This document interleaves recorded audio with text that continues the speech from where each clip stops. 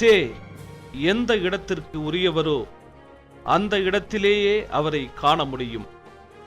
சமூகத்தின் அடியாழத்தில் படிந்திருக்கும் மண்ணின் ஊடாக பரவுகின்ற சமூக எழுச்சிகளின் குறியீடுகளாகவும் பண்பாட்டு அடையாள சின்னங்களாகவும் விளங்குபவர்களுக்கு உரிய இடங்கள் அவை. மற்ற யாரை காட்டிலும் சேதான் இந்த யுகத்தின் மனித வடிவமாக திகழ்கிறார். அதன் போக்குகள் அனைத்தையும் அந்த வடிவம் முழுமையாக பிரதிபலிக்கவில்லை என்றாலும் கூட சே ஒரு அடையாளமாக மாறுவதை தியாகம் என்னும் பரிணாமத்தை தவிர்த்துவிட்டு புரிந்து கொள்ள முடியாது. அதிகாரம், புகழ், குடும்பம் மற்றும் வசதி ஆகிய அனைத்தையும் கொண்ட ஒரு மனிதர் எந்தவித கோபமோ தயக்கமோ இன்றி ஒரு லட்சியத்திற்காக அனைத்தையும் துறக்கிறார்.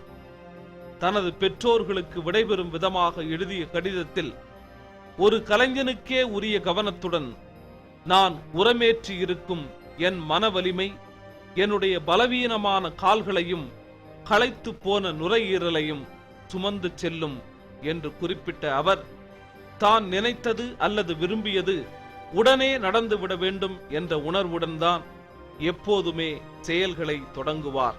அசாதாரணமான சாதனைகளையும் மிகச்சிறந்த வெற்றிகளையும் தேடித்தரக்கூடிய அந்த அசாத்தியமான மன உறுதிதான் சேவின் பயணங்களிலும் அவரின் அரசியல் பார்வையிலும் அவரின் இராணுவ தலைமையிலும் மற்றும் பொருளாதார நிர்வாகத்திலும் வெளிப்பட்டது.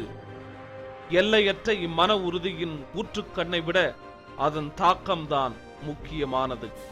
யோசித்து கூட பார்க்க முடியாத செயல்களை மேற்கொள்வதற்கும் மிகவும் தெளிவான ஈவு இரக்கமற்ற சுய பகுப்பாய்வை நடத்துவதற்கும் எர்னஸ்டோ குவேராவுக்கு இருந்த தன்னம்பிக்கையை ஒரு சில மனிதர்கள் மட்டுமே பெற்றிருக்கிறார்கள்.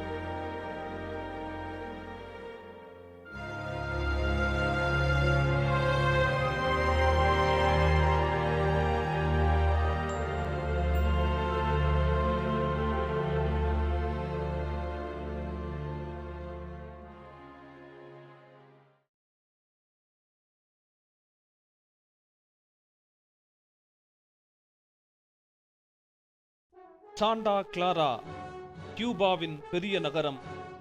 அந்நகரம் கியூப புரட்சிகர போரின் மிகப்பெரிய யுத்தத்தை கண்டது.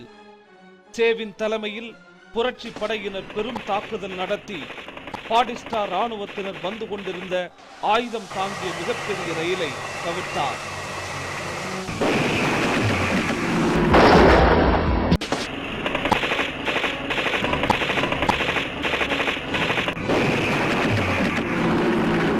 ஏராளமான இராணுவத்தினர் சரணடைந்த நிலையில் பெரும் எண்ணிக்கையிலான ஆயுதங்கள் கைப்பற்றப்பட்டன.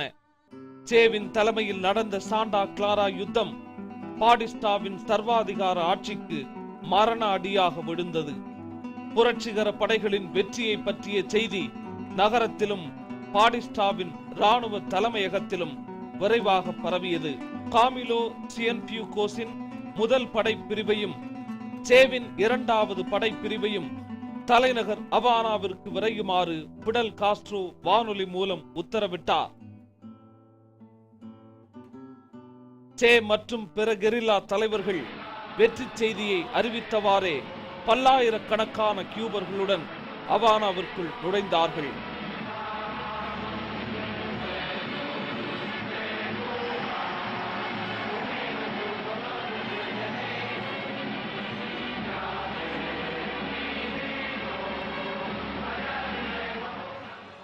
அவானாவிற்குள் விரைந்த 2 புரட்சி படைப்பிரிவுகளும் விரைந்து கியூபாவை கைப்பற்றின.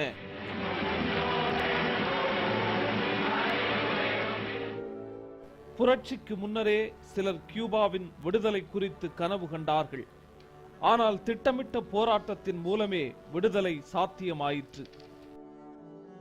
அமெரிக்காவின் அரை காலனியாக பாடிஸ்டாவின் ஆட்சியின் கீழ் இருந்த கியூபா ஆடை அவிழ்ப்பு நடனங்களுக்கும் விபச்சாரங்களுக்கும் பெயர் போன நாடாக இருந்தது. அமெரிக்கர்கள் கியூபாவை தங்கள் விளையாட்டு மைதானமாகவே மாற்றியிருந்தார்கள்.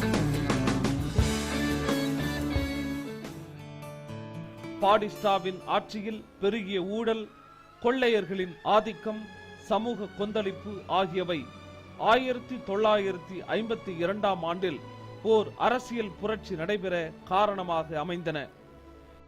ஏகாதிபத்தியத்தின் பிடியிலிருந்து விடுபடும் நோக்கில் ஜூலை 1953இல் தனது 26வது வயதில் காஸ்ட்ரோ ஆயுதமேந்திய இளம் வீரர்களுடன் இணைந்து புரட்சிகர இயக்கத்திற்கு தேவையான ஆயுதங்களை பெறுவதற்காக சாண்டியாகோ டியூ கியூபாவில் இருந்த மான்காடா ராணுவ படைத்தளத்தை தாக்கினார்.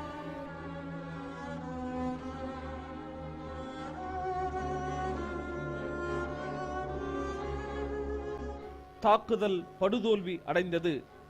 ஃபிடல், அவரது சகோதரர் ரால் காஸ்ட்ரோ உள்ளிட்ட 100க்கும் மேற்பட்ட தோழர்கள் கைது செய்யப்பட்டார்கள்.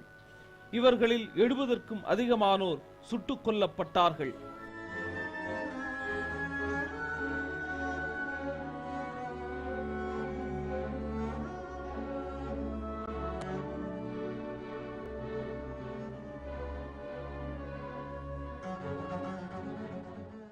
சில வருடங்களுக்கு முன்புதான் தனது சட்டப்படிப்பை முடித்திருந்த ஃபிடல் 15 ஆண்டுகள் சிறை தண்டனை விதிக்கப்பட்டு பீனோ தீவு சிறையில் ஒரு தனி அறையில் அடைக்கப்பட்டார். பின்னர் நடைபெற்ற நீதிமன்ற விசாரணையின் போது, என்னை தண்டியுங்கள், அதை பற்றி கவலை இல்லை, வரலாறு என்னை விடுதலை செய்யும் என்ற வாக்கியத்துடன் முடியும் உரையை நிகழ்த்தினார். தனது வாத திறமையாலும் கியூப மக்கள் மேற்கொண்ட மிகப்பெரிய போராட்டத்தினாலும் பொது மன்னிப்பு என்ற பெயரில் ஃபிடல் 2 ஆண்டுகளுக்கு பிறகு ரால் காஸ்ட்ரோவுடன் விடுதலை செய்யப்பட்டார்.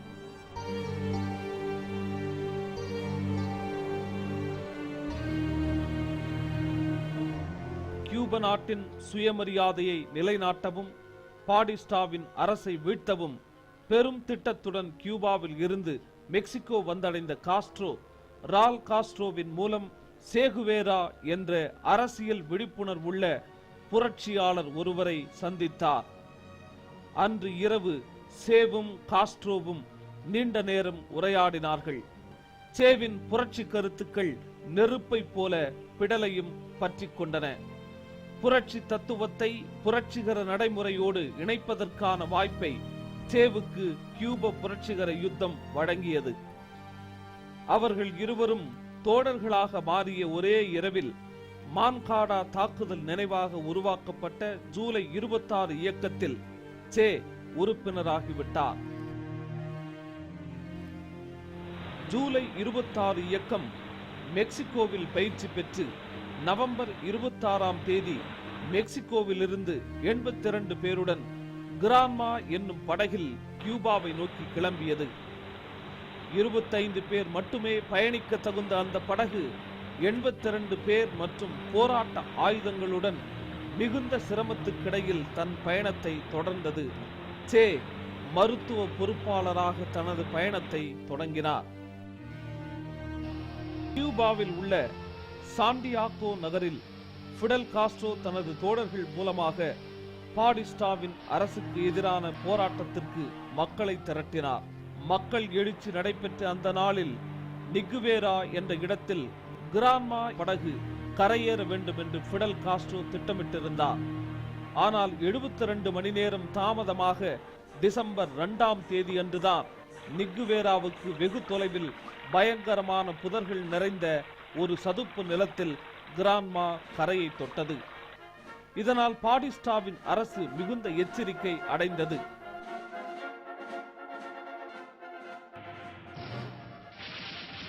புதர்கள் நிறைந்த சதுப்பு நிலத்தில் கெரில்லா வீரர்கள் சிதறிப் போனார்கள்.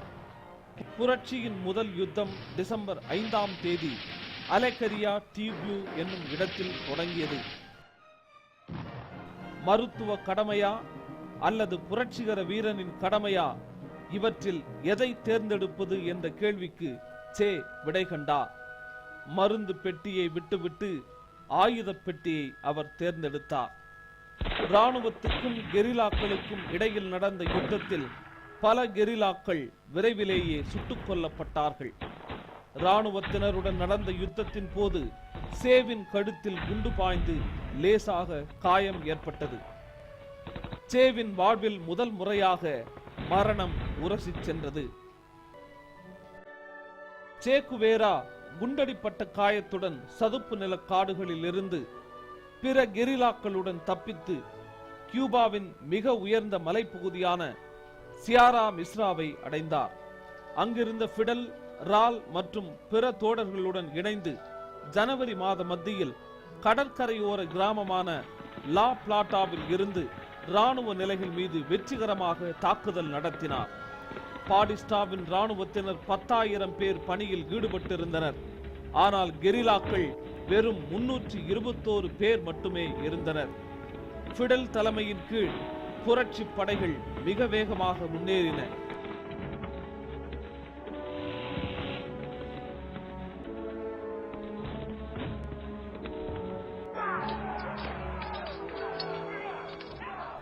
சே தன்னுடைய திறமையாலும் பொறுப்புணர்வாலும் தளபதி பதவியை பெற்றார். கியூப புரட்சிப்படை வெற்றி பெறுவதற்கு வழிவகுக்கக்கூடிய மிக சாதுரியமான ஒரு போர் தந்திரத்தை காஸ்ட்ரோ பின்பற்றினார். புரட்சிப்படை 2 படை அணிகளாக பிரிக்கப்பட்டது. 2வது படை அணிக்கு சே தளபதியாக நியமிக்கப்பட்டார். சேவின் தலைமையில் கெரில்லாக்களுக்கு கல்வி அளிக்கப்பட்டது. ஆயுதம் தயாரிக்கும் தொழிற்சாலைகளும் வீரர்களுக்கு உணவு சமைப்பதற்கு தேவையான அடுப்புகளும் நிறுவப்பட்டன.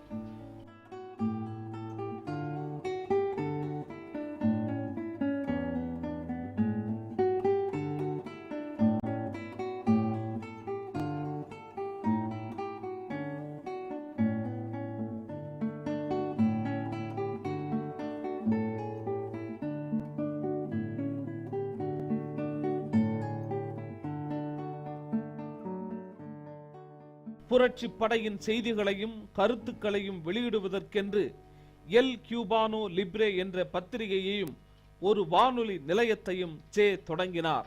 Hoy aprovecho la oportunidad de la visita de un periodista cubano para dar al pueblo de Cuba el primer saludo que tengo oportunidad de dar. De un pueblo que he decidido defender conociendo solamente a través de la acción y del pensamiento de nuestro jefe Fidel Castro.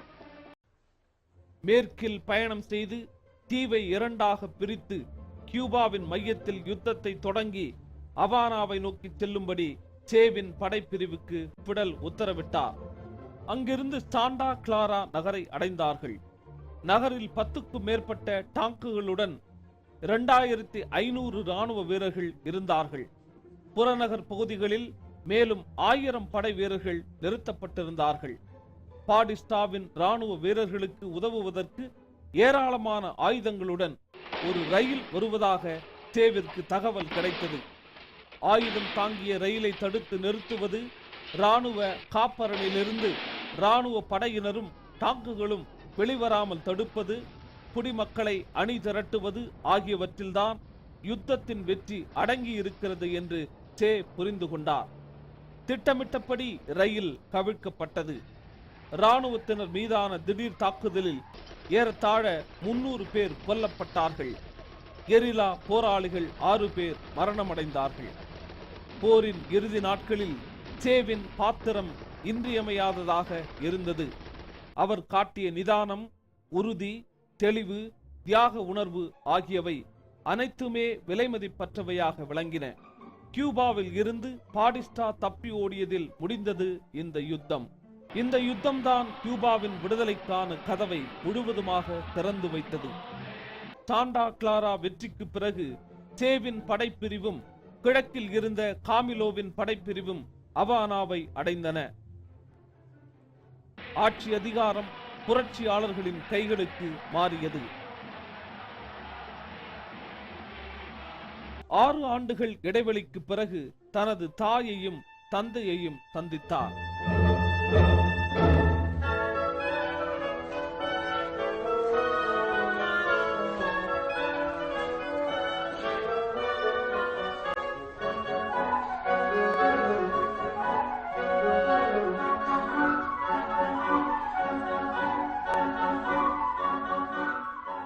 சேவின் வெட்கம் கலந்த சிரிப்பு லட்சக்கணக்கான கியூபர்களையும் உலக மக்களையும் கவர்ந்தது.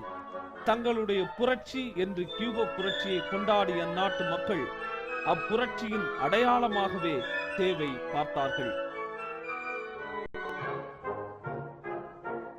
பிப்ரவரி 2ஆம் தேதி சேவை கியூபாவின் குடிமகனாக பிடல் அறிவித்தார்.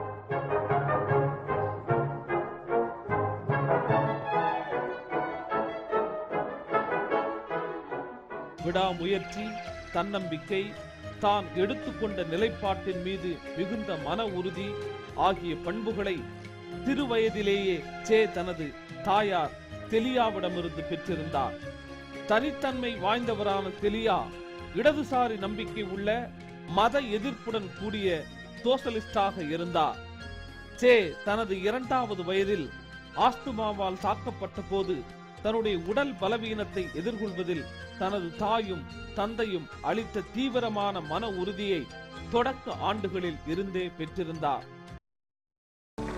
Nació perfectamente bien y resulta que a los 15 días Ernesto tuvo una pulmonía muy seria, que quizá este fuera el verdadero origen de su asma. Y ahí estuvimos más de 7 u 8 días mirando el bebé.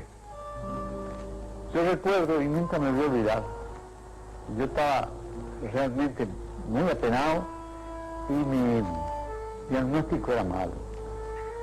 Pero de pronto no comía, no tomaba leche. Pero de pronto vi que se prendió de la teta la madre y hizo un gesto de alegría y le dije vieja, le dije a Celia, el chico se salió. Asthma தொல்லையினால் Che தன் வீட்டிலிருந்தே கல்வி பயின்றார். சேவின் இல்ல நூலகத்தில் அவருடைய விருப்பத்திற்குரிய எழுத்தாளர்களின் நூல்கள் நிறையவே இருந்தன. Victor Hugo, Jack London, Tolstoy, Dostoevsky, Gorky ஆகியோரது நூல்களை சே தனது சிறு வயதிலேயே வாசித்தார். விளையாட்டுக்களை அதிகம் நேசித்த அவர் தனது நோயை பற்றி கவலைப்படாமல் எதை எடுத்துக் கொண்டாலும் அதில் தனது முழு திறனையும் செலுத்தினார்.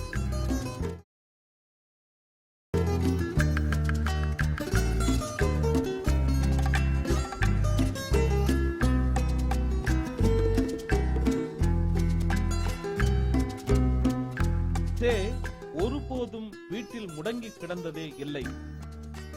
இளம் பருவத்திலேயே தனது மிதிவண்டியை எடுத்துக்கொண்டு வட அர்ஜென்டினா முழுவதும் பயணம் செய்த அவருக்கிருந்த வேட்கை அவரது வாழ்நாள் இறுதி வரை தொடர்ந்தது. சேவின் தந்தையும் கட்டட பொறியாளருமான எர்னஸ்டோ குவேரா லென்ஸ் நோயினால் ஏற்படும் வேதனையை மன உறுதியால் மட்டுமே எதிர்கொள்ள முடியும் என்ற நம்பிக்கையை சேவுக்கு ஊட்டினார். புரட்சிக்கு பின்னர் கியூப சோசலிச அரசின் முதல் தொழில்துறை தலைவராக சே நியமிக்கப்பட்டார்.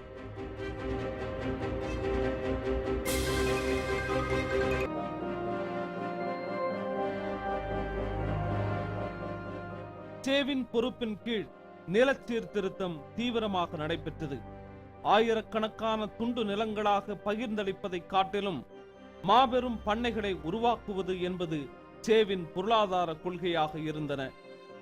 கியூபாவில் இருந்த அமெரிக்க பண்ணை நிறுவனங்கள் அரசுடைமை ஆக்கப்பட்டதால் கியூபாவிற்கும் அமெரிக்காவிற்கும் இடையே மிகப்பெரிய விரிசல் ஏற்பட்டது. ஜூலை 12ஆம் தேதி புரட்சிகர அரசின் பிரதிநிதியாக சே ஜப்பான், யுகோஸ்லாவியா, இந்தியா, எகிப்து, இலங்கை, இந்தோனேசியா, பாகிஸ்தான், சூடான் மற்றும் மொராக்கோ போன்ற நாடுகளுக்கு பயணமானார். இந்தியாவில் அவர் நேருவை சந்தித்தார். செப்டம்பரில் கியூபா திரும்பி வந்த சே தேசிய வங்கியின் தலைவராக்கப்பட்டார்.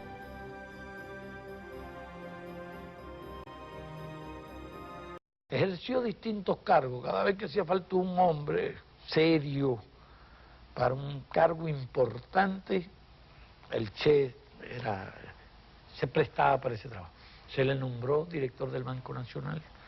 En un momento que aquellos técnicos, especialistas en banco, pero inconsistentes políticamente, abandonaron el país y se fueron, se le designó presidente del Banco Nacional.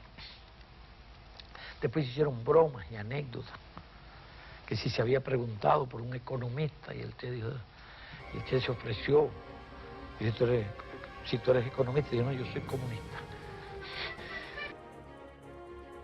தேசிய வங்கியில் சே இருந்த 14 மாதங்களில் அவருக்கு மட்டுமின்றி கியூபாவுக்கும் லத்தீன் அமெரிக்காவுக்கும் இன்றியமையாததாக விளங்கிய 2 முக்கிய நடவடிக்கைகளில் ஈடுபட்டார். முதலாவதாக தனது புகழ்பெற்ற கெரில்லா போர் முறை என்ற நூலை வெளியிட்டார். இரண்டாவதாக தன்னார்வ உழைப்பு கோட்பாட்டை உருவாக்குவதற்கு அவர் உதவினார். புரட்சிகர உத்வேகத்தை கிளர்ந்தெழச் செய்வதாகவும் புரட்சியின் அடிப்படைகளை பயிற்றுவிப்பதாகவும் தன்னார்வ உழைப்பு விளங்கியது. சே முன்னுதாரணமாக விளங்கினார். கட்டிடம் கட்டுதல், நெசவாலைகளில் வேலை செய்தல், சரக்குகளை இறக்குவதற்கு உதவுதல் போன்ற வேலைகளை செய்தார். கியூப மக்களுடன் கலந்துரவாடுவது அவருக்கு பெருமகிழ்ச்சி அளித்தது.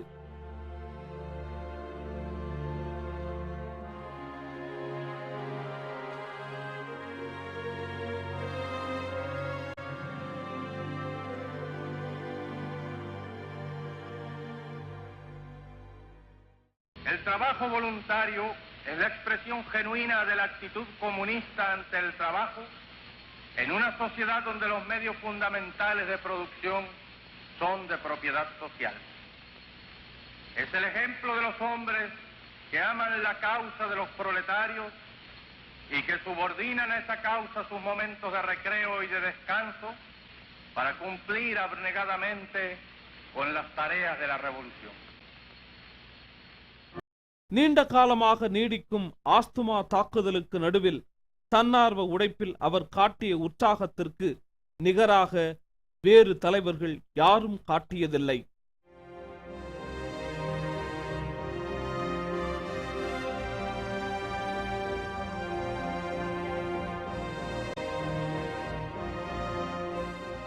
ஆயிரத்தி 1961 ஆண்டு பிப்ரவரி மாதம் 23ஆம் தேதி தொழில்துறை அமைச்சராக சே நியமிக்கப்பட்டார். சே சோசலிசத்தின் கீழ் பொருளாதார அளவுகோல் மட்டும் சமூக மாறுதலுக்கான முன்னேற்றத்துக்கான அடையாளமாக இருக்க முடியாது என்பதையும், புதிய வகையான மனித உறவுகளை உருவாக்குவதே சோசலிச சமூகத்தின் முக்கிய நோக்கமாகும் என்பதையும் ஒரு புரட்சிகர பொருளாதார நிபுணர் என்ற வகையில் சே எப்போதும் கவனத்தில் கொண்டிருந்தார். சேவின் பொறுப்பின் கீழ் நாடு திட்டமிட்ட பொருளாதாரத்தை நோக்கி முன்னேறியது. தொழில்துறை, வர்த்தக நிறுவனங்கள் அனைத்தும் அரசு கட்டுப்பாட்டின் கீழ் கொண்டு வரப்பட்டு நாட்டுடைமை ஆக்கப்பட்டன. கியூபாவுக்கும் அமெரிக்காவுக்கும் இடையிலான உறவில் மிகவும் சர்ச்சைக்குரியதாக இருந்தது நில சீர்திருத்தம்தான். நில சீர்திருத்தத்தின் விளைவாக 1960ஆம் ஆண்டின் தொடக்கம் முதல் கியூபா மீதான வெளிநாட்டு நெருக்கடிகள் அதிகரிக்க தொடங்கியது. முதலாவதாக கியூபாவின் சர்க்கரையை கொள்முதல் செய்வதை அமெரிக்கா உடனடியாக நிறுத்திக் கொண்டது. இரண்டாவதாக கியூபாவில் இருந்த அமெரிக்க எண்ணெய் சுத்திகரிப்பு நிலையங்கள் பிற நாடுகளிலிருந்து இறக்குமதி செய்யப்பட்ட எண்ணெயை சுத்திகரிக்க மறுத்துவிட்டன. இதனால் அந்த ஆலைகளை கியூப சோசலிச அரசு நாட்டுடைமை ஆக்கியது. இந்த கட்டத்தில் சோவியத் குடியரசு துணைத் தலைவர் அனாஸ்டாஸ் மிகோயன் கியூபாவிற்கு வருகை தந்தார். அவர் வருகையின் பயனாக புரட்சிகர அரசு தனது நோக்கங்களில் பலவும் நிறைவேற கண்டது. எந்த சிக்கலும் இல்லாமல் சர்க்கரையை தொடர்ந்து வாங்குவது என்று சோவியத் யூனியன் உறுதியளித்தது. அமெரிக்க ஒதுக்கீட்டிற்கு இணையான அளவிற்கு சர்க்கரையை வாங்கும்படி குருஷேவின் தலைமையில் சோவியத் அரசாங்கத்தை கியூபர்கள் கேட்டுக்கொண்டார்கள். குருஷேவ் இதற்கு சம்மதித்தார். ஷேவும் பிடலும் சோவியத் யூனியனுடன் நெருக்கமாக இருக்க தொடங்கியவுடனே அமெரிக்காவிற்கு பதற்றம் அதிகரிக்க தொடங்கியது. எண்ணெய் மற்றும் சர்க்கரை விஷயத்தில் வாஷிங்டன் உடனான மோதல் உச்சக்கட்டத்தில் இருந்த சமயத்தில் 1961ஆம் ஆண்டு அமெரிக்க ஜனாதிபதியாக ஜான் கென்னடி பதவியேற்றார்.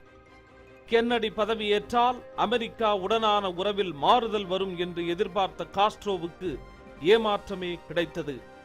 கியூபாவில் புரட்சி வெற்றி அடைந்ததிலிருந்தே கியூபா மீதான போர் தயாரிப்பு பணிகளில் அமெரிக்கா ஈடுபட்டிருந்தது. 1961ஆம் ஆண்டு ஏப்ரல் 17ஆம் தேதி கியூபாவில் உள்ள பிக்ஸ் வளைகுடா பகுதியில் அமெரிக்கா போர் தொடுத்தது. போர் 3 நாட்கள் நீடித்தது. கியூபா புரட்சிகர இராணுவத்தில் 25,000 பேர் மட்டுமே இருந்தார்கள். போரில் வெற்றி அடைவதற்கு மக்களை ஆயுத பாணிகளாக ஆக்குவதை தவிர காஸ்ட்ரோவுக்கு வேறு வழி இருக்கவில்லை. சேவின் தலைமையில் ஆயுத பாணிகளாக்கப்பட்ட 2 லட்சம் மக்களும் வெற்றியில் முக்கிய பாத்திரம் வகித்தார்கள். காஸ்ட்ரோவின் வழிகாட்டுதலாலும் சே மற்றும் ரால் காஸ்ட்ரோ ஆகியோரின் தலைமையிலும் கியூபா அமெரிக்காவுக்கு எதிராக மாபெரும் வெற்றி அடைந்தது. சே மக்கள் மத்தியில் மிக உயர்ந்த இடத்தை பெற்றார். கென்னடியின் அரசாங்கம் பிக்ஸ் வளைகுடா தோல்விக்கு பழிதீர்க்க என்ன விலை கொடுத்தாவது இன்னொரு புதிய போர் முயற்சிகளை மேற்கொள்ளும் என்று கியூபா அப்போது நியாயமாகவே நம்பியதுடன் ரஷ்யாவிடம் இராணுவ உதவிகளை கோரியது.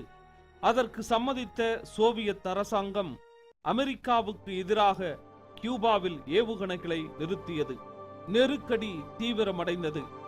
தீவில் ஏவுகணைகள் நிறுத்தப்பட்டதை அறிந்த கென்னடி அவை அங்கிருந்து வெளியேற வேண்டும் என்று வற்புறுத்தி ஒரு கடல் முற்றுகைக்கு ஆணையிட்டார்.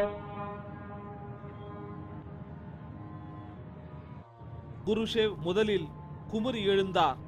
பிறகு அவர் அமெரிக்காவின் இறுதி எச்சரிக்கைக்கு அடிபணிந்தார். ஐநா சபையின் கண்காணிப்பின் கீழ் ஏவுகணைகள் திருப்பி எடுத்துச் செல்லப்பட்டன. சோவியத் ரஷ்யாவின் தீவிர ஆதரவாளரான சே இதை கற்பனை செய்து கூட பார்க்கவில்லை. சே கியூபா நாட்டின் பொருளாதார முன்னேற்றத்திற்கு தேவையான பணிகளில் ஈடுபட விரும்பினார். ஆனால் அமெரிக்கா சோசலிச கியூபாவை தொடர்ந்து அச்சுறுத்தி கொண்டே இருந்தது. கியூபாவின் மீது போர் தொடுப்பதற்கான ஏகாதிபத்தியத்தை எதிர்த்த போராட்டத்தில் நேரடியாக அமெரிக்கா சதி வேலைகளை எதிர்த்து போரில் பங்கேற்க வேண்டியிருந்தது.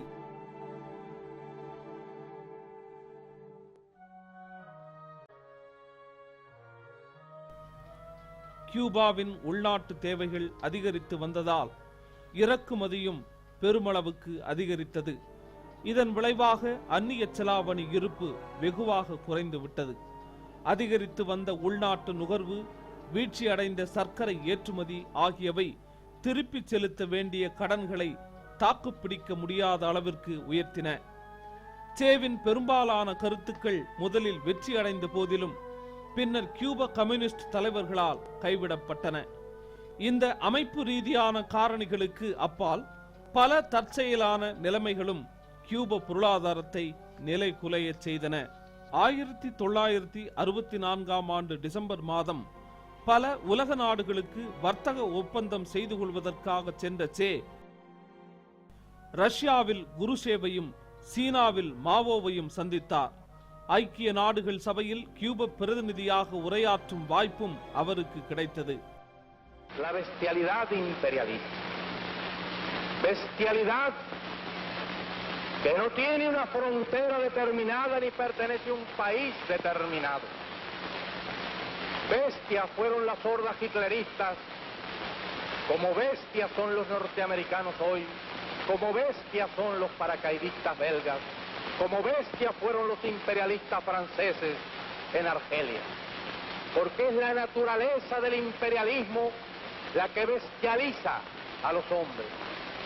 la que la convierte en fieras sedientas de sangre que están dispuestas a degollar, a asesinar, a destruir hasta la última imagen de un revolucionario, de un partidario de un régimen que haya caído bajo su bota o que luche por su libertad. Y la estatua que recuerda a Lumumba, hoy destruida pero mañana reconstruida, nos recuerda también en la historia trágica de ese mártir de la revolución del mundo, que no se puede confiar en el imperialismo, pero ni tantito así, nada.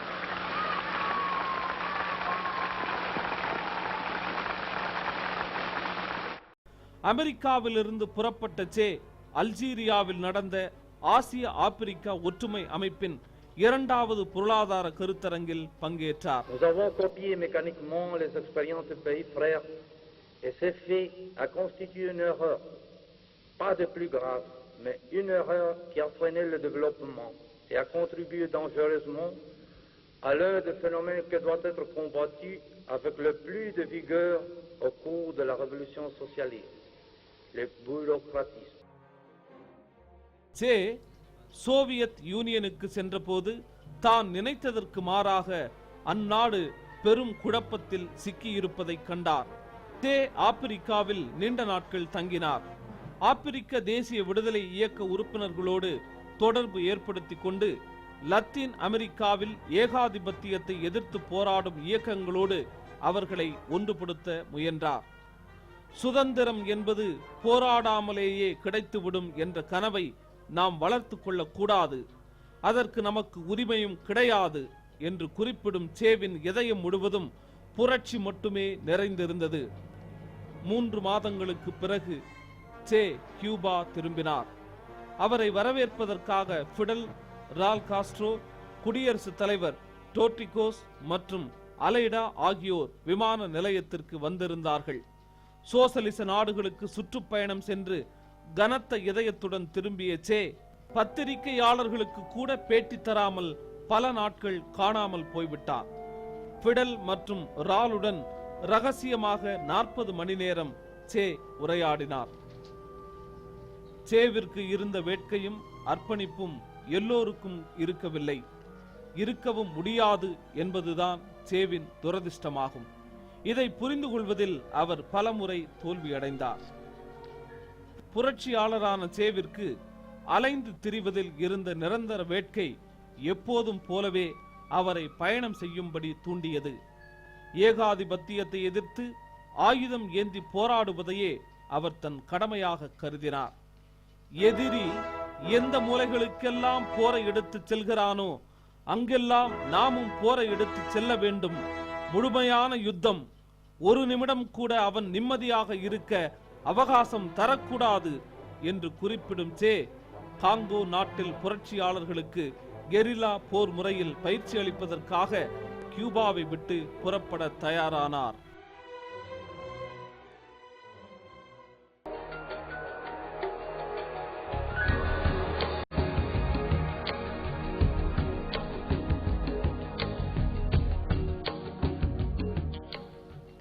சேவின் முதல் வெளிநாட்டு பயணம் Buenos அயர்ஸிலிருந்து 1952 ஆண்டு தொடங்கியது. தொலைதூர பிரதேசங்களுக்கு சுற்றித் திரிவது என்ற கனவின் ஒரு பகுதியாக அவரை விட மூத்தவரான ஆல்பர்டோ கிரானடோவுடன் வட அமெரிக்காவுக்கு மோட்டார் சைக்கிளில் அவர் பயணமானார். சேவின் எதிர்கால வாழ்வில் இந்த பயணம் ஒரு முன்னோட்டமாக இருந்தது. கிரானடோவுடன் சேர்ந்து லத்தீன் அமெரிக்கா முழுவதும் பயணம் செய்த காலத்தில்தான் அவருடைய கண்ணோட்டம் பெரிய அளவிற்கு லட்சியபூர்வமான மாற்றங்கள் ஏற்பட துவங்கியது. தென் அமெரிக்க பயணத்தின் போது அவர் கண்ட தாமிர சுரங்கங்களும் தொழுநோயாளிகளின் காலனிகளும் செவ்விந்தியர்களது குடியிருப்புகளும் அவருக்கு சமூக நிலைமை குறித்த ஆழ்ந்த புரிதலை தந்தன. Creo que un factor aglutinante y además decisivo en esa vocación científica de todos los trabajadores de la letra era la presencia y el ejemplo del doctor Hugo Peche, porque yo considero una persona que tanto a mí como al Che, como al futuro Che, nos marcó para siempre en lo que debería ser un intelectual, un científico y un trabajador de la salud. இந்த மாபெரும் கண்டத்தில் விவசாயிகளும் தொழிலாளர்களும் மீளவே முடியாத வறுமையில் உடண்டு கொண்டிருந்ததை அவர் கண்டார்.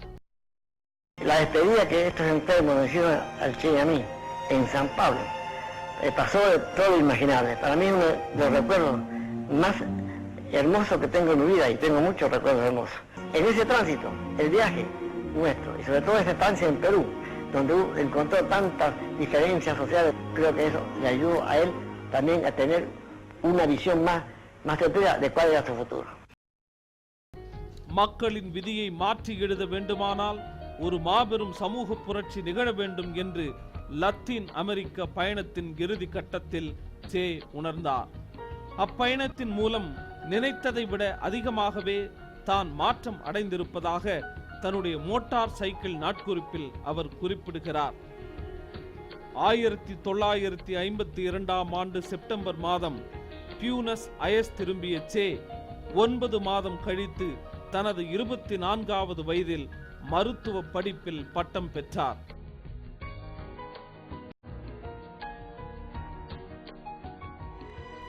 அடுத்த மாதமே மத்திய அமெரிக்க நாடுகளுக்கு பயணமானார். சே தனது குழந்தை பருவ நண்பரான கார்லோஸ் ஃபெரருடன் மீண்டும் பயணம் மேற்கொண்டார். இம்முறை பொலிவியா, குவாதமாலா மற்றும் மெக்சிகோவிற்கு சென்றார். முதலில் பொலிவியாவிற்கும் அடுத்து குவாதமாலாவிற்கும் சென்ற சே குவாதமாலாவில் 6 மாதங்கள் இருந்தார். கம்யூனிஸ்டுகள் உள்ளிட்ட இடதுசாரி கட்சிகளின் ஆதரவுடன் குவாதமாலாவின் குடியரசுத் தலைவராக அர்பென்ஸ் ஆட்சி புரிந்து வந்தார். அர்பென்ஸ் அரசு ஒரு முற்போக்கு அரசாகவும் தீவிரமான சீர்திருத்த நடவடிக்கைகளை மேற்கொள்ளும் அரசாகவும் இருந்தது. இதை நேரடியாக காணும் வாய்ப்பை பெற்ற சே அர்பென்ஸ் அரசின் ஆதரவாளராக மாறினார். இதன் இடையில் பெருநாட்டு புரட்சி வீராங்கனையான இல்டாவை சே சந்தித்தார். இருவரும் மெக்சிகோவில் திருமணம் செய்து கொண்டார்கள். இல்டா ஒரு அழகான பெண் குழந்தையை பெற்றெடுத்தார். அக்குழந்தை மாவோவை போல காட்சியளிப்பதாக தனது தாயாருக்கு எழுதிய கடிதத்தில் சே குறிப்பிட்டார். 1950களின் தொடக்கத்தில் இருந்தே குவாதமாலா லத்தீன் அமெரிக்கா இடதுசாரிகளின் மையமாக மாறியிருந்தது. இதனால் குவாதமாலாவில் ஆட்சி கவிழ்ப்பை நிகழ்த்தும் நோக்கத்துடன் CIA செயல்பட்டு வந்தது. சில குறிப்பிட்ட சீர்திருத்த நடவடிக்கைகளின் காரணமாக அர்பென்ஸ் அரசை உள்நாட்டு எதிரிகளின் ஆதரவுடன் CIA தூக்கி எறிந்தது. அமெரிக்க ஆதரவுடன் புதிதாக அமைந்த அரசு குவாதமாலாவில் இருந்த இடதுசாரிகள் அனைவரையும் வேட்டையாடியது. பல அயல் நாட்டு இடதுசாரிகளுடன் அர்ஜென்டினா தூதரகத்தில் சே தஞ்சம் புகுந்தார். குவாதமாலாவில் தனக்கு ஏற்பட்ட அனுபவங்களை அவர் ஒருபோதும் மறக்கவில்லை. இவை கியூப புரட்சிகர அரசால் பின்பற்றப்பட்ட முற்போக்கான போர் தந்திரத்தின் மீது நேரடியான செல்வாக்கை கொண்டிருந்தன. குவாதமாலாவில் இருந்து மெக்சிகோ வந்தடைந்த சே பிடல் காஸ்ட்ரோவை சந்தித்ததன் மூலம் தனக்கு புகழை பெற்று தந்த பாதையை கண்டறிந்தார். Les voy a empujar un pequeño versito.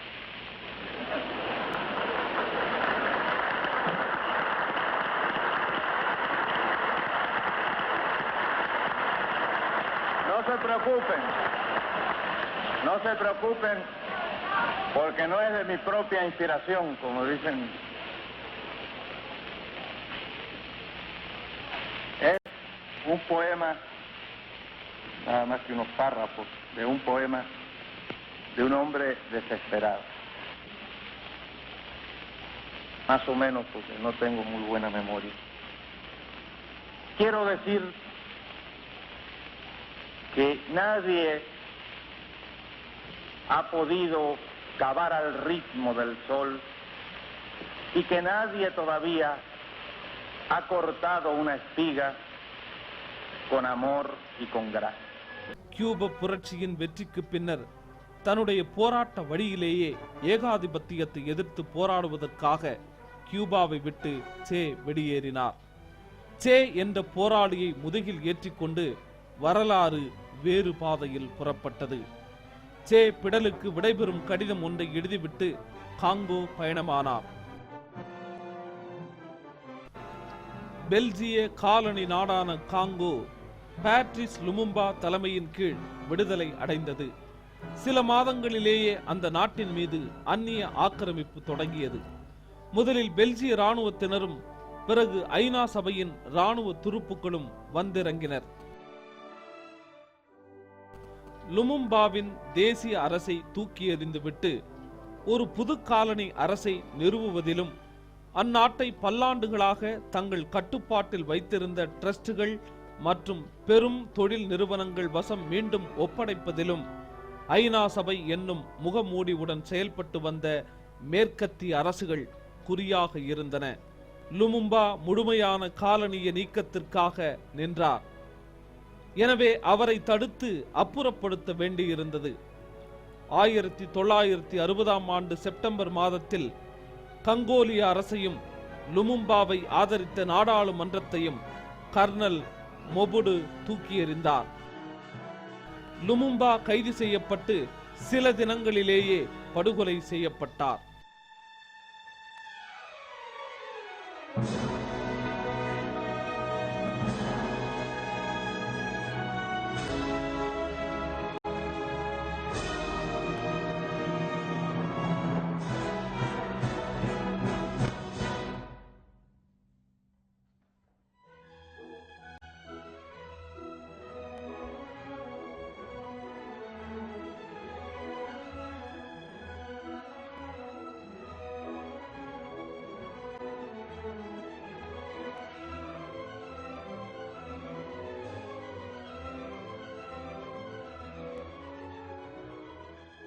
லுமும்பாவின் மரணத்திற்கு பிறகு அங்கு உருவான புரட்சி குழுக்களால் உத்வேகமடைந்த சே காங்கோவுக்கு செல்வதென்று முடிவெடுத்த போது நிலைமை மிகவும் சிக்கலானதாக இருந்தது.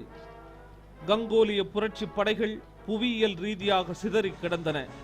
அப்படைகளும் அவற்றை ஆதரித்த அயல் நாட்டினரும் வெவ்வேறு வேலை திட்டங்களை கொண்டிருந்தனர். கியூபர்களுக்கு ஒரு வேலை திட்டம்தான் இருந்தது. அமெரிக்க ஏகாதிபத்தியத்துக்கு எதிராக அனைத்து நாடுகளையும் இணைத்து ஒரு மூன்றாம் உலக கூட்டணியை உருவாக்க வேண்டும் என்பதே அது. புரட்சியை எடுத்துச் செல்லும் கொள்கையின் ஒரு பகுதியாக ஒடுக்கப்பட்ட கங்கோலிய படைகளுக்கு கியூப புரட்சிகர அரசு முழுமையான ஆதரவை அளித்தது.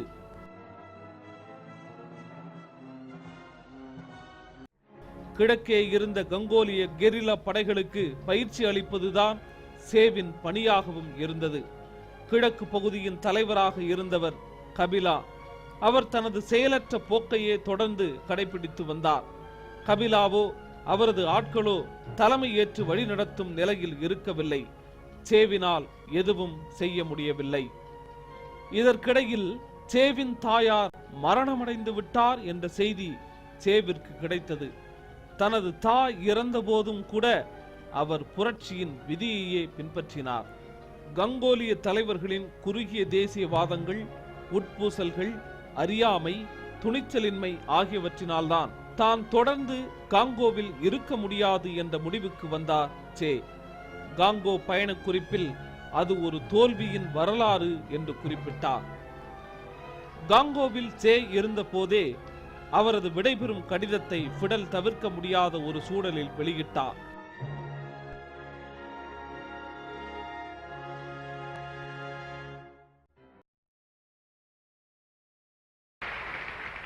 Fidel, me recuerdo en esta hora de muchas cosas, de cuando te conocí en casa de María Antonia, de cuando me propusiste venir, de toda la tensión de los preparativos.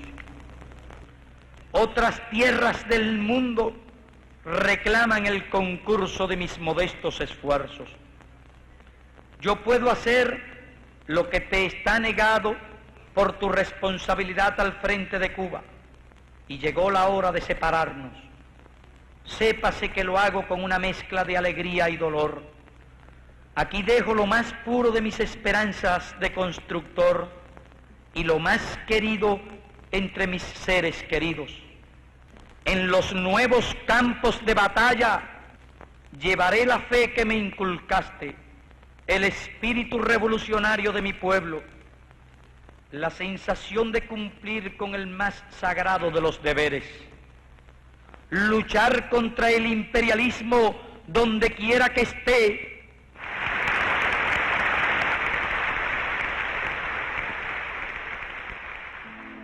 Ya después que se conoció la carta, que era una necesidad política ineludible, él, con ese carácter particular, le costaba mucho la idea de regresar a Cuba después de haberse despedido. Yo lo persuado de que regrese, que es lo más conveniente para todos los fines prácticos de lo que él quería hacer. Y regresa, pero también clandestinamente regresa a Cuba. Cuba திரும்பிய சேவிற்கு Castro இன்னொரு திட்டத்தை பரிந்துரைத்தார். அர்ஜென்டினாவில் புரட்சி போராட்டத்தில் ஈடுபட வேண்டும் என்னும் சேவின் லட்சியம் நிறைவேற உதவுவதுதான் அது. அப்போது இருந்த சூழ்நிலையில் அர்ஜென்டினாவிற்கு சே சென்றால் அவரை கொன்று விடுவார்கள் என்று பயந்த ஃபிடல் அதற்கு மாறாக பொலிவியாவிற்கு அவர் செல்வதே நல்லது என்று கருதினார். பொலிவியாவை தொடர்ந்து அர்ஜென்டினாவிற்கு செல்ல முடியும் என்று எண்ணிய சேவும் அதற்கு ஒப்புக்கொண்டார். ஷியாரா மிஸ்ராவிலும் காங்கோவிலும் தொழில் அமைச்சகத்திலும் சேவுடன் இருந்த தோழர்களை கொண்டு பொலிவியா செல்லும் குழு உருவாக்கப்பட்டது. இக்குழுவிற்கு கியூபாவிலேயே பயிற்சியும் அளிக்கப்பட்டது. பயிற்சியின் போது முதிய மனிதரை கண்டார்கள். விரைவில் அது மாறுவேடத்தில் இருந்த சேதான் என்று கண்ட அவர்கள் மகிழ்ச்சியும் பெருமையும் அடைந்தார்கள். பொலிவியாவில் அந்நாட்டுக்கே உரிய சொந்த புரட்சிகர இயக்கங்கள் எவையும் இல்லாததால் சேவின் தலைமையிலான கியூபர்களின் படைக்குழு புரட்சியின் முன்னணி படையாக செயல்பட்டது. சேவின் போராட்டத்திற்கு உதவ பொலிவியா கம்யூனிஸ்ட் கட்சியின் பொதுச் செயலாளராக இருந்த மரியோ மோஞ்சேவை இணங்க வைப்பதற்கு ஃபிடல் தன்னால் இயன்ற அனைத்தையும் செய்தார். மோஞ்சே அதற்கு இணங்க மறுத்தார். அரை மனதுடன் 20 கெரில்லா வீரர்களை அனுப்புவதாக ஒப்புக்கொண்டிருந்த அவர் பிறகு அதை நிறைவேற்றவே இல்லை. ராமோன் மங்கே பெர்னாண்டோ என்ற புனை பெயரில் 1966 ஆண்டு டிசம்பர் மாதம் மாறுவேடம் அணிந்து பொலிவியாவிற்குள் சே சென்றார். மோஞ்சே தனது சொந்த நோக்கத்தில் வெற்றியடைவதற்கு சேவையும் பிற கெரில்லாக்களையும் முடிந்த அளவிற்கு விரைவாக பொலிவியாவில் இருந்து வெளியேற்றிட போராட்டத்திற்கு சாதகமான பகுதிகளில் இருந்து வேறு இடத்திற்கு அனுப்ப முயன்றார். மோஞ்சேவால் தேர்ந்தெடுக்கப்பட்ட பகுதி நங்கஹூ வாசு என்ற இடமாகும். அந்த பகுதி அர்ஜென்டினாவிற்குள் நுழைவதற்கு தகுந்த இடமாக இருந்தது. பிரெஞ்சு பத்திரிகையாளரான ரெஜி டிப்ரேவை பொலிவியாவில் கெரில்லா தளம் அமைக்க சாதகமான பகுதியை கண்டறிய ஃபிடல் அனுப்பியிருந்தார். நங்கஹூ வாசு பகுதியை தேர்ந்தெடுக்கும் வரையில் டிப்ரேவின் அறிக்கை சேவிற்கு கிடைக்கவே இல்லை. கெரில்லா தளம் அமைப்பதற்கு சிறிதும் பொருத்தமற்ற இடமாக நங்கஹூ வாசு பகுதி இருந்தது. பொலிவிய கம்யூனிஸ்ட் கட்சியின் உடனான அவர்களது உறவு மிகவும் துன்பகரமானதாக அமைந்தது. Tu avais une théorie, une pratique d'avant-garde, mais le but était de faire de la Bolivie une arrière-garde. Non pas de prendre le pouvoir à la passe,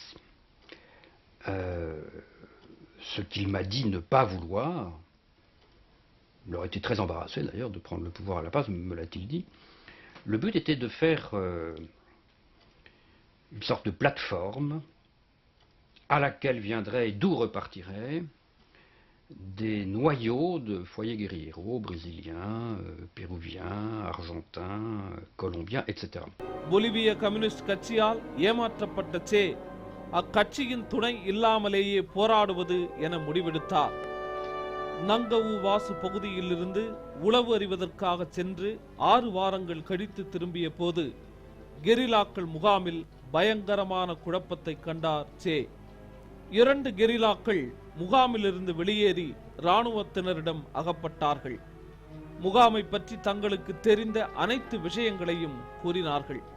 முதன்முறையாக இராணுவத்தினர் கெரில்லா முகாமுக்கு வந்தபோது கெரில்லாக்கள் வெளியே சென்றிருந்தார்கள். கியூபா மற்றும் மெக்சிகோ லேபிள்களை கொண்ட உடைகள் மற்றும் தற்காலிக முகாமிற்கே உரிய பல பொருட்களை பொலிவியா இராணுவத்தினர் கைப்பற்றினார்கள். நங்கவு வாசு பள்ளத்தாக்கில் ஒரு புரட்சி குழு செயல்பட்டது கண்டுபிடிக்கப்பட்டது. உளவு அறிவதற்காக சென்றுவிட்டு திரும்பிய சே முக்கியமான 3 நபர்களை முகாமில் கண்டார். பிரெஞ்சு பத்திரிகையாளரான ரெஜி டிப்ரே பிடலுக்கும் சேவுக்கும் இடையிலான செய்தி தொடர்பாளராக வந்திருந்தார். 2ஆம் அவர் ஓவியர் பஸ்டோஸ். இவ்விருவருடன் ஜெர்மனியில் சேவின் மொழிபெயர்ப்பாளராக இருந்த தானியாவும் வந்திருந்தார். அவர் சேவின் மீது இருந்த காதலாலும் கெரில்லா போர் முறையின் மீதான பற்றினாலும் முகாமுக்கு வந்திருந்தார். 3 பார்வையாளர்களும் 1 மாத காலம் சேவுடன் தங்கியிருந்து விட்டு கிளம்பியது இன்னொரு மோசமான நெருக்கடியை உருவாக்கியது. ஏப்ரல் 7ஆம் தேதி பொலிவியா இராணுவத்தின் 4வது டிவிஷன் புரட்சியாளர்களின் தலைமை முகாமை ஆக்கிரமித்தது.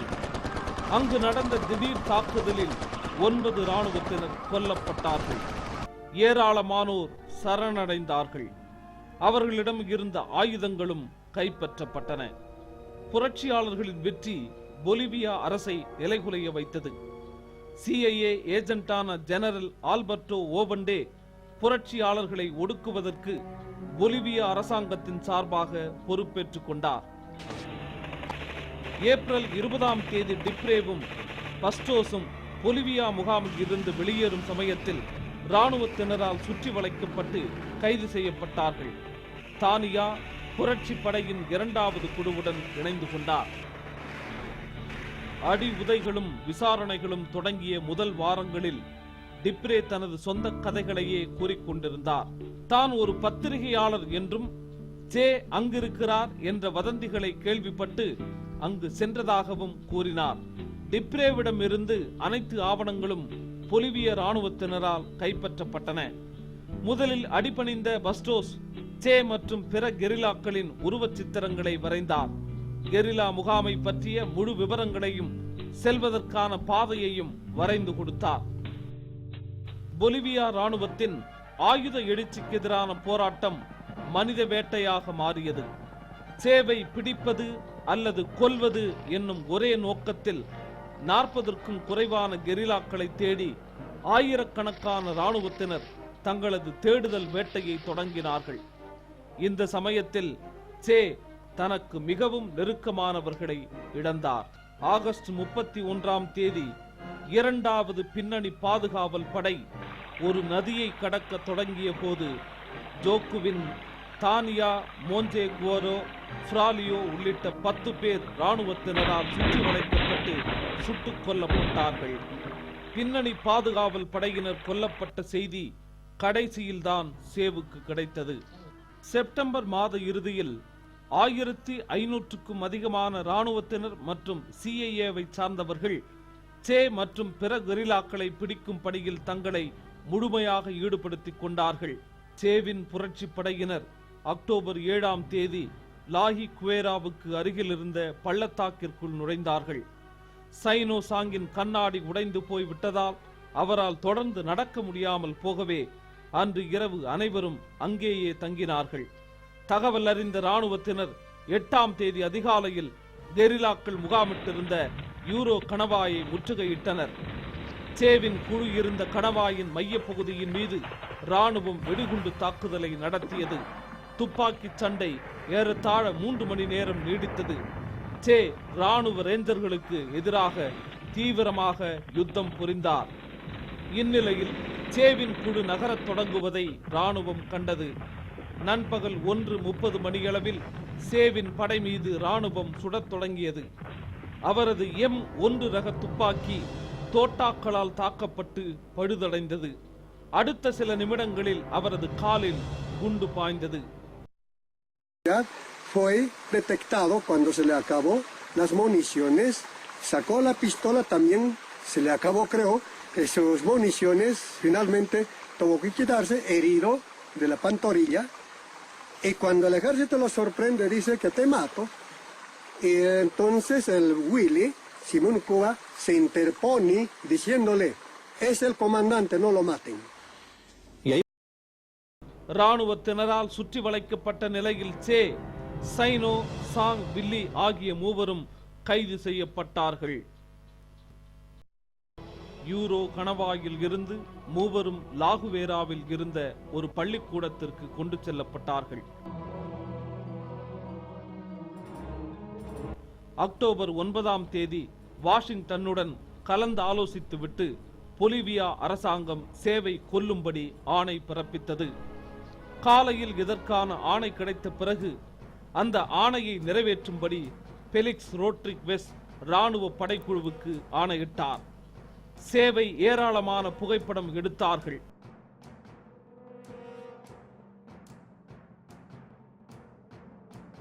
பிறகு சேவை யார் கொல்வது என்று இராணுவ வீரர்கள் விவாதித்தார்கள். சேவை கொல்வதற்கு லெப்டினன்ட் மரியோ டெரான் தேர்ந்தெடுக்கப்பட்டார். சுடுவதற்கு தயங்கிய டெரானை பார்த்து சே சொன்னார், சுடு, பயப்படாதே.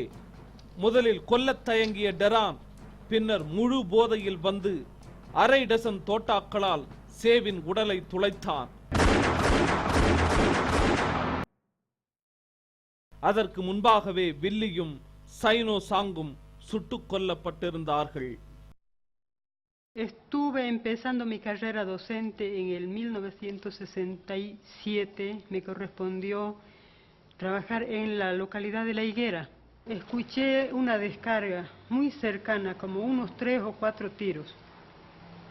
Inmediatamente yo tuve la intuición de que se trataba de él, porque según lo que se podía observar no había ya gente, era raro.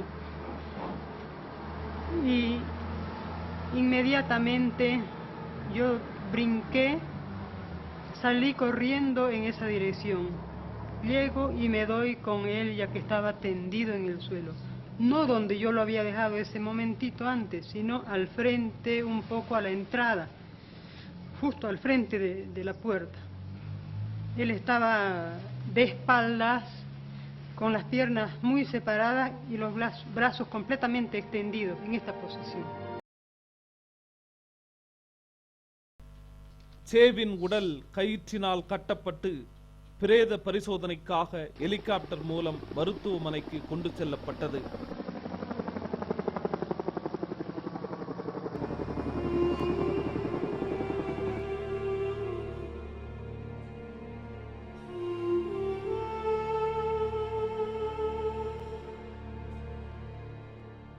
சிறிது நேரத்தில் சேவின் உடலை பார்க்க ஏராளமான பொதுமக்களும் பத்திரிகையாளர்களும் கூடிவிட்டார்கள்.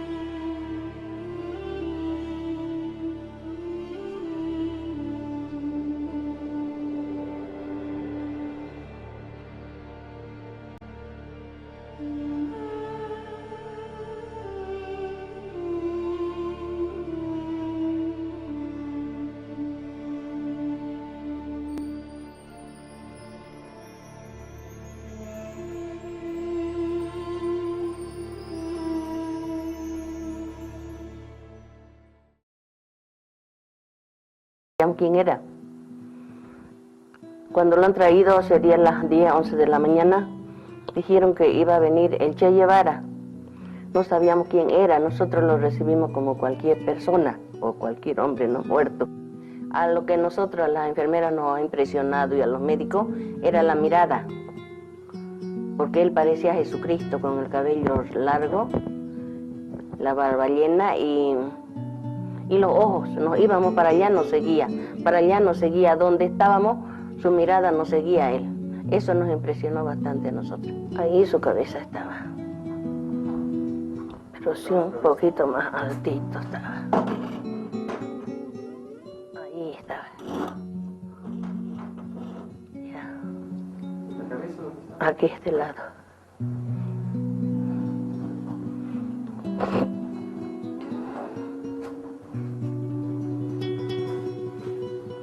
Aquí estaban los pies.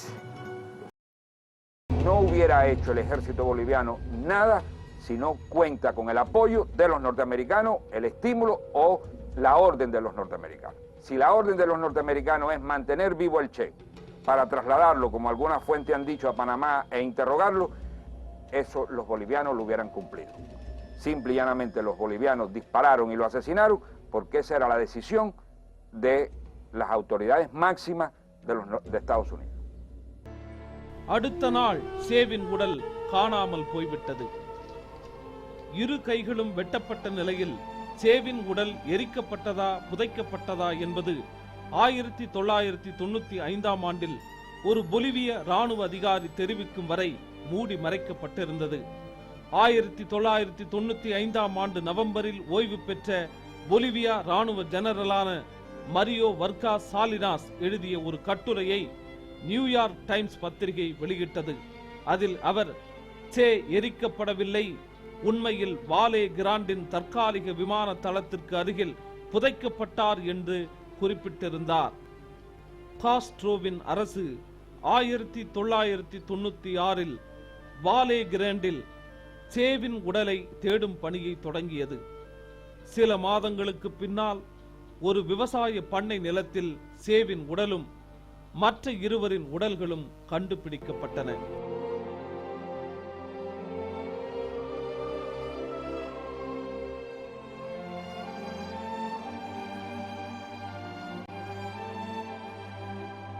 சேவின் உடல்தான் என்பதை உறுதி செய்ய கைகள் வெட்டப்பட்ட அடையாளமே போதுமானதாக இருந்தது.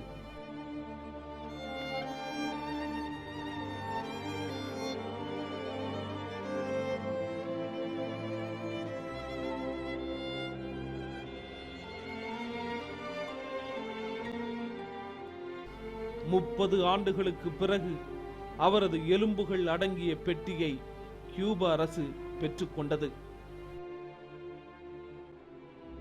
1997ஆம் ஆண்டு அக்டோபர் மாதம் சாண்டா கிளாரா நகருக்கு வெளியே கட்டப்பட்டிருந்த நினைவாலயத்தில் சேவின் உடல் மக்கள் முன்னிலையில் புதைக்கப்பட்டது.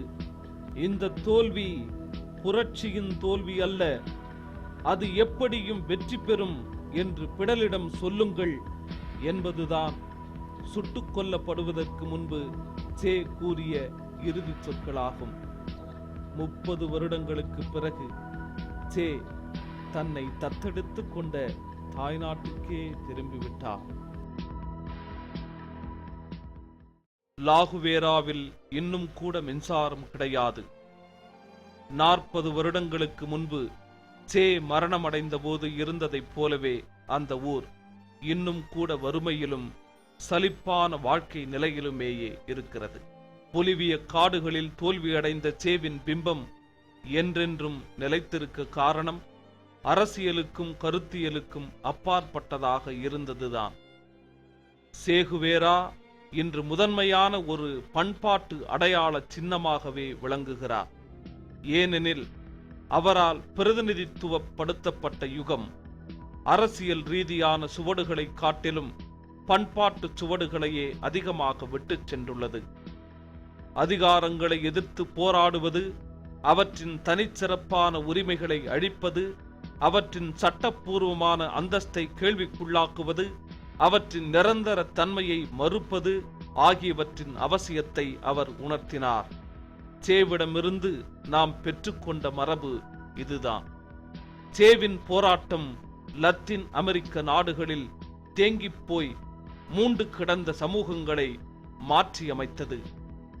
எனவேதான் சேகுவேரா நினைவாலயத்திலோ அல்லது நினைவு சதுக்கங்களிலோ முடிந்து விடாமல் டி ஷர்ட்டுகளிலும் விளம்பர துணிகளிலும் காட்சியளிக்கிறார். சமூகத்தை மாற்றி அமைப்பதற்கான அவரது அறைகூவல் இன்றைய தினத்திலும் கூட உலக முழுமைக்குமான விடுதலை என்ற அறைகூவலாகத்தான் திகழ்கிறது.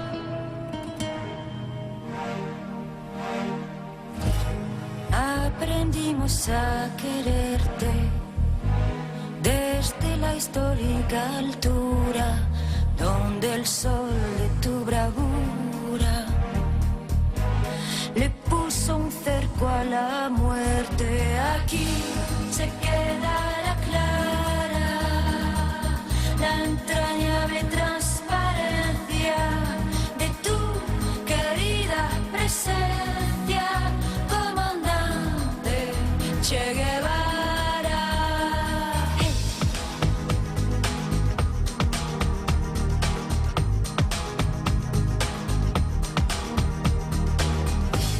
Vienes quemando la brisa con soles de primavera para plantar la bandera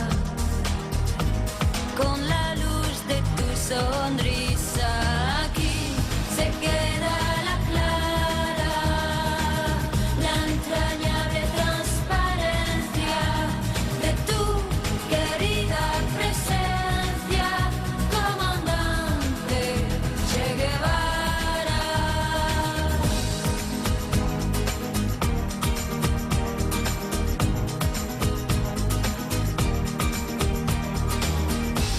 Tu amor revolucionario te conduce a nueva empresa donde esperan la firmeza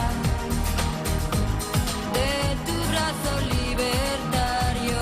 Aquí se queda la clara, la entrañable transparencia de tu querida presencia, comandante Che Guevara.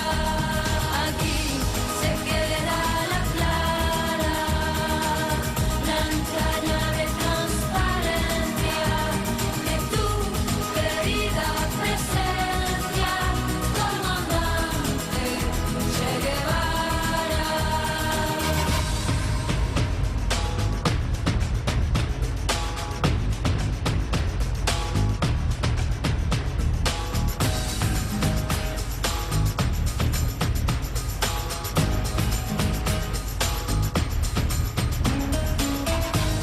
Seguiremos adelante,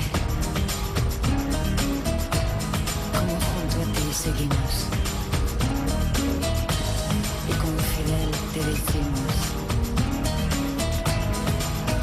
hasta siempre, comandante.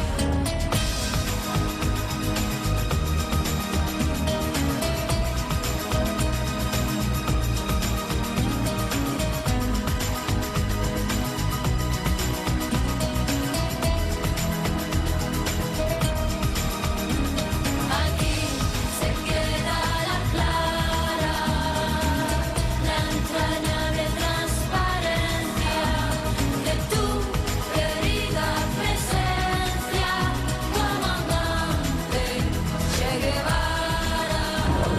Aquí se queda la clara, la entrañable transparencia de tu querida presencia, comandante Che Guevara. Esa ola irá creciendo cada día que pase, esa ola ya no parará más.